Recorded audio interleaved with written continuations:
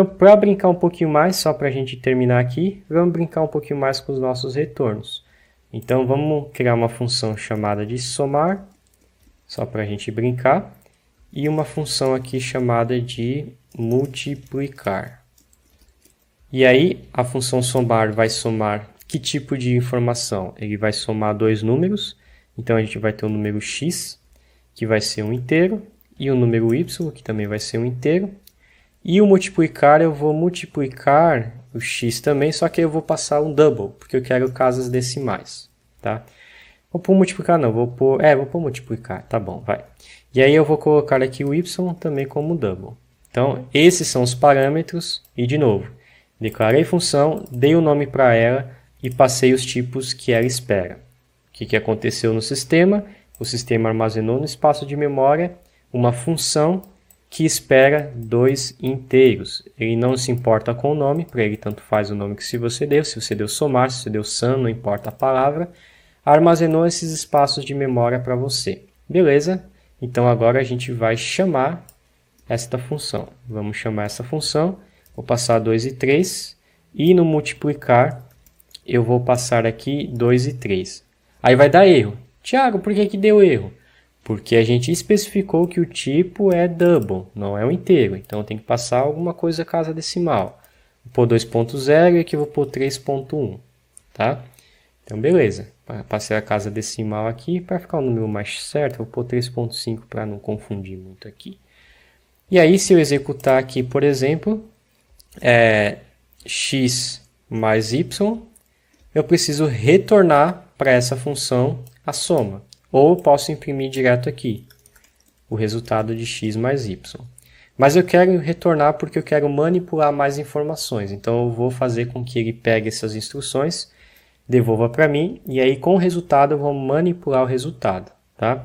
Então aqui eu vou dar um return de x mais y, e aí vai dar o erro, e de novo, por que está dando erro? Está dando erro porque eu especifiquei que eu vou retornar alguma coisa, mas o tipo de retorno por hora é o tipo unit. Tá? Então o que ele fez? Ele declarou uma função que tem o retorno unit por enquanto. E agora eu vou declarar o retorno dele como um inteiro também. Então aqui agora passei o tipo de retorno para um int também. Beleza, então aqui funcionou, minha função está ok. Agora a função multiplicar vai ser x vezes, usando aí o asterisco com y. Vai dar um return. E aqui eu tenho que especificar o tipo de retorno. Então, eu vou retornar um double também. Tá? Então, eu declarei mais um espaço de memória no meu computador, que espera dois double, e o tipo de retorno é um outro double. Então, as minhas funções foram declaradas. Se eu executar, o que vai acontecer no programa? Não vai acontecer nada. Por quê? Porque eu não estou imprimindo na saída ainda. Então, eu tenho que pegar o resultado de retorno e armazenar no novo espaço de memória.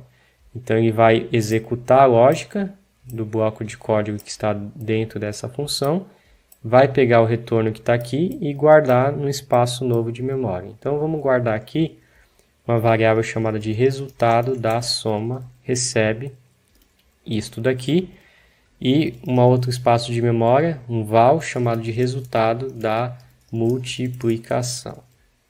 E aí eu vou imprimir esses dois elementos. Primeiro eu vou imprimir aqui o resultado da soma, e aí eu vou formatar. Então eu vou chamar aqui resultado da soma é.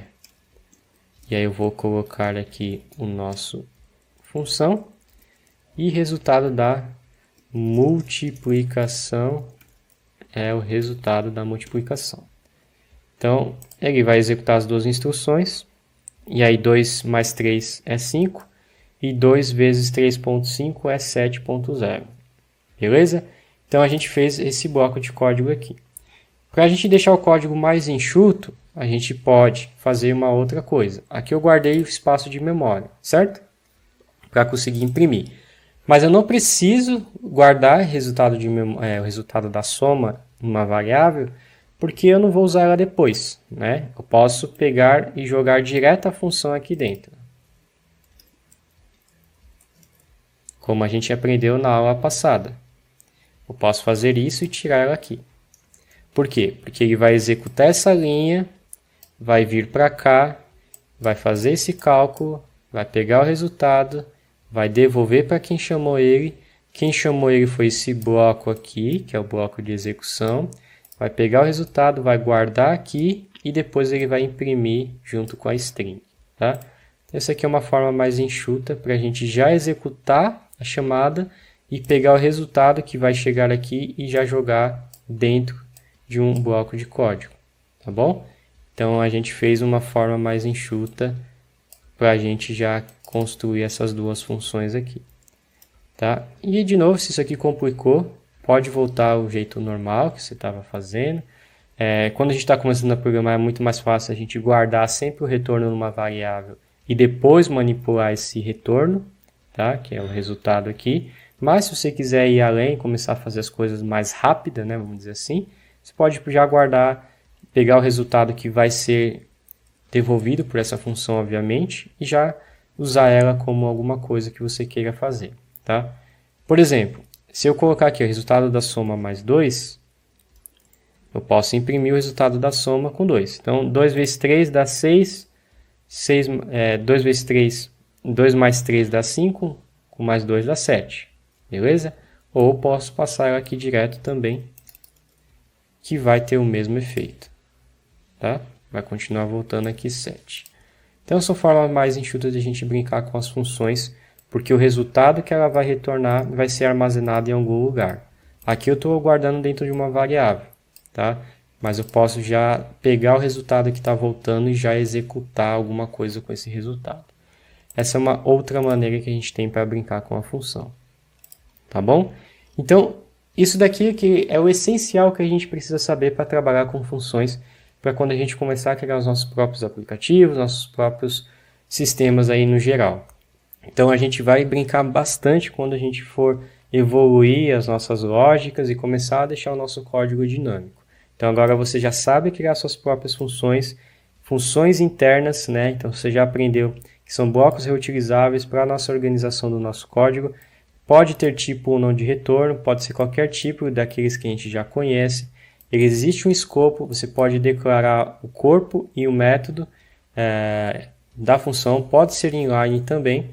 Ela pode ter ou não parâmetros para você deixar o seu código dinâmico e você pode nomear esses parâmetros caso você queira, como a gente tinha feito aqui. Pode passar valores padrões para ele também, pode usar sobrecarga de métodos e pode usar funções dentro de funções. Tá? Então é tudo isso que você pode fazer com funções.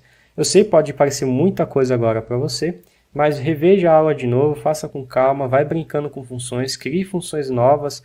Por exemplo, fiz somar, multiplicação, cria aí, tenta brincar, cria uma calculadorazinha para você brincar com essas funções. E aí você vai entendendo e vai se familiarizando, vai criando situações. Usa if else, começa a brincar com condições junto com funções. E aí você começa a inflar o seu leque de conhecimento da linguagem, começa a aumentar o seu repertório de inputs da linguagem, das instruções que você aprendeu. Então, mais uma palavra aqui que a gente pode pôr é a return, que é o que a gente mostrou hoje.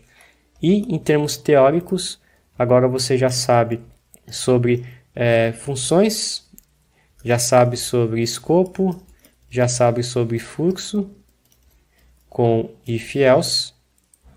E você já sabe também as partes teóricas sobre retornos, tipos e manipulação de memória, né? Ou basicamente como as coisas funcionam por baixo dos panos em qualquer linguagem de programação. Eu estou te mostrando o Kotlin, mas essa base é fundamental para qualquer linguagem que você quiser, tá? Todas elas vão ter esse mesmo paradigma, esse mesmo contexto. Então você aprendendo a linguagem Kotlin, vai ficar mais fácil depois você migrar para uma outra se você quiser, tá bom? Tiago, como a gente coloca tudo isso direto no Android Studio? No Android Studio, a gente precisa de mais conhecimento para começar a colocar em prática esses fundamentos, tá? No Android Studio, a gente primeiramente vai ter que entender como desenha os elementos na tela, então como que a gente faz a interface gráfica, e depois a gente aprende a usar essa lógica de programação lá dentro. Mas a fundação é essa. A fundação é você criar blocos de códigos reutilizáveis através de funções, tá? e lá dentro você vai criando a sua lógica. Então, por exemplo, imagine que você tem dentro do seu aplicativo hoje, né, uma tela de login, e aí tem várias formas de você fazer e vários códigos que você precisa para desenhar os campos de e-mail sem o botão. Mas uma vez que você já tenha desenhado, você vai ter que ter essas lógicas de programação para fazer o login. Então você vai ter eventualmente lá dentro, né, uma função chamada de validate, onde você vai validar o e-mail. E aqui dentro do validate você pode retornar um booleano. E aí você vai ter uma lógica aqui dentro que faz a validação de um e-mail, tá? E aí se essa validação der ok, você vai retornar um true, né? Então vamos supor aqui, ó, você vai ter, por exemplo, um if. Se o e-mail for igual a XYZ, por exemplo, você vai retornar um verdadeiro, senão você vai retornar um false, tá? E aí em outra parte do seu código, você eventualmente teria a tela de login e você teria, por exemplo, um botão. E aí no botão, toda vez que alguém clicou no botão, você vai chamar o validate email, passando o e-mail que o usuário inputou no campo de texto. Por exemplo, um abc@gmail.com. Isso vai te retornar uma resposta como is valid, né? O campo é válido. Aí você vai fazer outra condição. Se o campo for válido, você vai chamar uma outra função, por exemplo, de cadastrar usuário. E você vai passar esse e-mail para o sistema.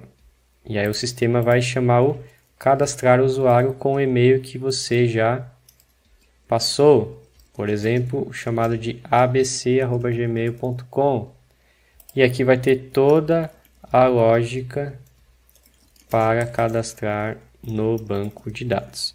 Então o fundamento é esse. Você vai ter uma sequência de funções, uma função que chama outra função, que chama uma outra função, que chama uma outra função, que chama outra função, até que você tenha o fluxo natural, né, do seu aplicativo, que é o fluxo de input e output. Então, nesse fluxo, o que aconteceu? O usuário inputou o e-mail, apertou o botão de enviar. Esse aqui é o botão de enviar, lá na telinha do seu celular.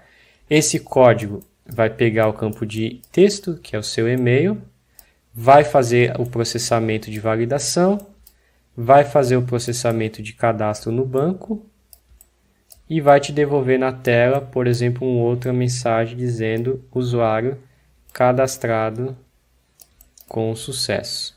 Vou precisar escrever aqui sucesso, tá? Então, o fluxo, em termos gerais, é isso que acontece em qualquer sistema.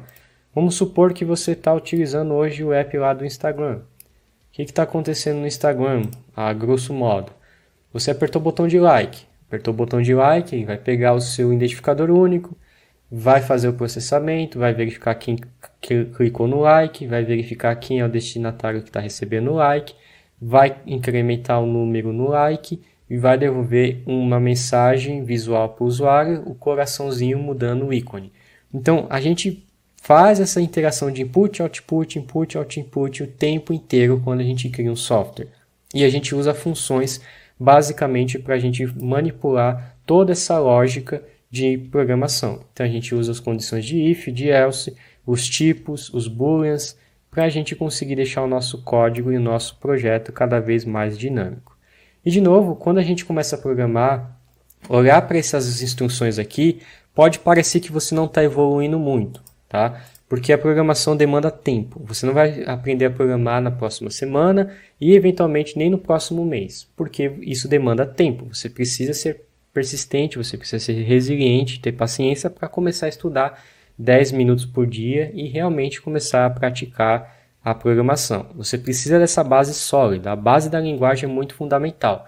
Não dá para você começar a criar aplicativo já sem você entender o fundamento, porque você não constrói uma casa em cima de um terreno que não tem uma boa fundação, senão sua casa vai desmoronar. E é a mesma coisa aqui com a sua carreira como programador.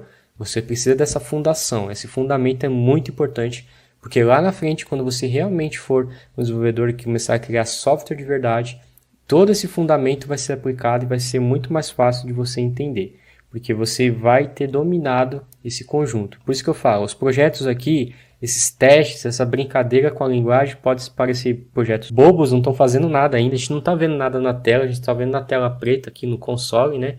Quando a gente aperta para executar, mas tudo isso vai crescendo, a gente divide para conquistar, então a gente vai indo por partes, né? A gente faz que nem o Jack Estripador, a gente vai indo por partes, senão a gente não consegue. Então sempre mire os próximos 5 minutos, os seus próximos 5 passos para você conseguir evoluir. Tá bom? Muitos iniciantes enfrentam desafios ao tentar aprender programação, como linguagens complexas e conceitos bem difíceis de entender. Se você nunca programou antes, pode parecer intimidante dar o primeiro passo. E você merece uma abordagem que torna o aprendizado mais simples e prazeroso. É por isso que a linguagem de programação Kotlin é a resposta ideal para quem deseja uma linguagem moderna e poderosa que pode abrir portas para várias áreas de desenvolvimento.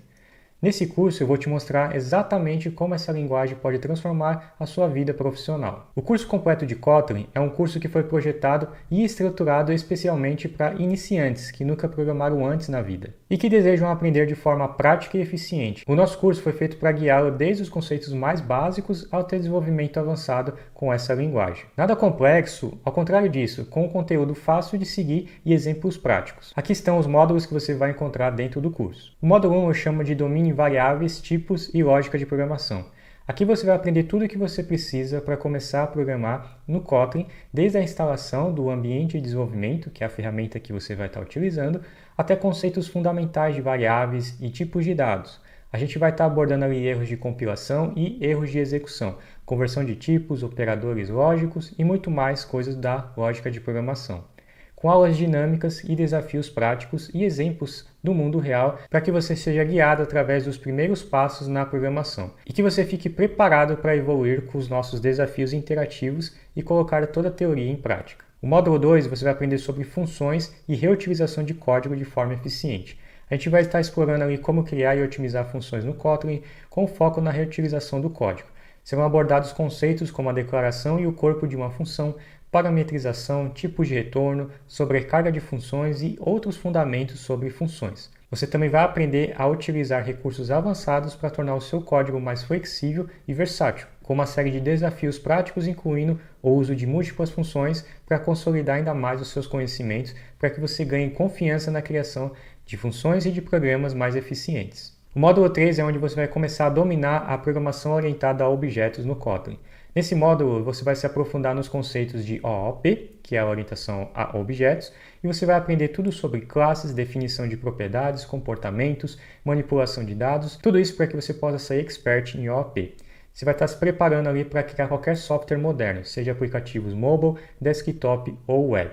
Tá? Isso vai te dar uma base sólida para você começar a criar o seu primeiro projeto e a sua solução do mercado. No módulo 4, a gente vai avançar na programação orientada a objetos, falando sobre classes, herança e abstração em profundidade. Nesse módulo avançado da orientação a objetos, você vai se aprofundar nas diversas estruturas que o Kotlin tem em relação a classes, como classes aninhadas, classes internas, de dados, classes enumeradas e várias outras. A gente vai estar revisando ali diferentes tipos de classes para você começar a utilizar elas na manipulação de dados, na desestruturação, nas cópias de objetos e em toda a organização do seu projeto. Além disso, mergulhando ali no conceito de herança e de níveis de acesso dessas classes abstratas, você vai fortalecer a sua habilidade de criar arquiteturas robustas e escaláveis utilizando o Kotlin. O módulo 5, nosso último módulo, será o módulo de coleção e programação funcional no Kotlin. Aqui a gente vai estar explorando o poder das coleções e da programação funcional. Aprender a trabalhar com arrays, listas imutáveis, listas mutáveis. Você vai descobrir como combinar tudo isso, como filtrar, transformar dados de forma eficiente. Além disso, você será introduzido a conceitos avançados como lambdas e funções de transformações, aprimorando ainda mais suas habilidades de programação funcional. Esse módulo é essencial para quem deseja escrever códigos Kotlin mais elegante, conciso e eficiente. Mas aí você pode estar se perguntando, Thiago, mas por que eu devo aprender o Kotlin e não uma outra linguagem? Eu vou te dar alguns motivos porque torna o Kotlin a escolha ideal para você, principalmente se está começando a aprender a programar. A primeira delas é a facilidade no aprendizado. O Kotlin tem uma sintaxe moderna e simples, ideal para os iniciantes. Ele torna a programação mais intuitiva e menos frustrante. Além disso, você pode usar o Kotlin no desenvolvimento Android. O Kotlin é a linguagem oficial para o Android e recomendada pelo próprio Google. Ela oferece uma excelente oportunidade para você começar a criar os seus primeiros aplicativos móveis e começar a entrar no mercado de tecnologia na área móvel. Você também pode criar aplicações multiplataforma. Com o Compose multiplataforma, você pode aprender a criar aplicativos tanto para o sistema Android quanto para outro sistema, como iOS, desktop e até web, com uma única base de código. Além disso, a gente tem a comunidade, né? A comunidade do Kotlin é super ativa, tem diversos recursos para você ter um aprendizado melhor e o que facilita ainda mais o suporte e resolução de dúvidas. Se você está pronto para dar o primeiro passo em direção à sua nova carreira como programador, o curso de Kotlin é o curso ideal para você. Comece do zero, aprenda no seu ritmo e construa uma base sólida para o seu futuro na programação. Clique no botão abaixo para garantir a sua vaga e iniciar a sua jornada para se tornar um programador de verdade.